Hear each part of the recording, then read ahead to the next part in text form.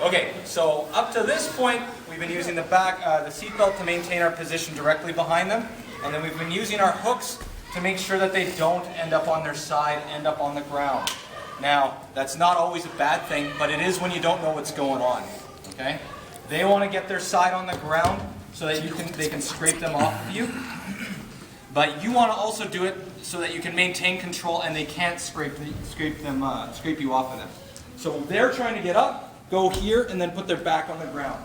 What you're going to do to them is turn them on their side and then keep them there so that they can no longer turn, they can no longer scrape. So let's go here, Noah, please. Sorry, that knee pressure, like inwards, is that like constant, or are you only doing that at a certain time? You don't have to do it 100% all the time, but you're going like, 40, 50%, whatever you can maintain without exhausting yourself.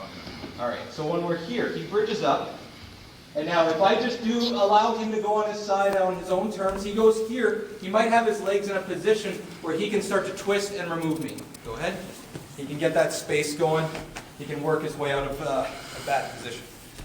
Now this time, we're going to put him there and then hold him in such a way that he can't turn back into us. So we're here, he bridges up. I'm going to move my hips over a little. No, don't go yet. I'm going to put you there. Okay, so we're here.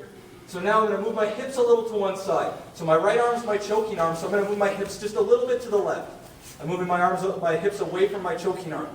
Then this foot's going to come out like an elevator, and I'm going to lift to turn him onto this side. So this foot now is going to help prevent him from going onto his back. Because now this foot is pushing into his knee, which prevents him from turning his back to the ground. So right now, even with my upper body not really working too hard, okay, go ahead and put your back on the floor. So my legs are going to be assisting me a lot more.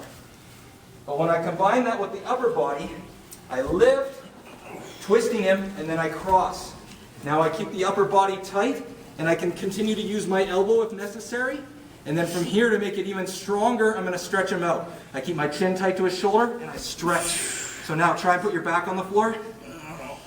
He can't really move.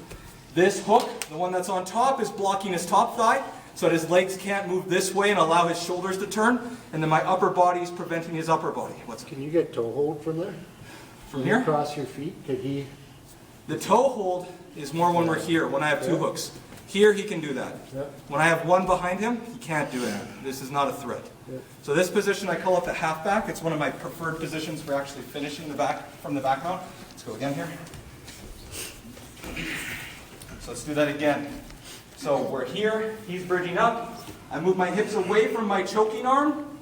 Elevator comes in, I lift, and it's like I'm trying to turn him onto his face as far as I can. I'm using my upper body to do the same thing. And then I cross my feet and squeeze my knees together.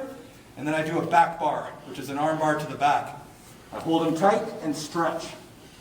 You like Jiu-Jitsu? Yes, I do. I do. Okay, now from here, we're in a good position to start attacking. Okay, so let's just practice getting there, and then we're going to start attacking from there shortly. Make sense? Yeah? All right. I almost said no. Nice.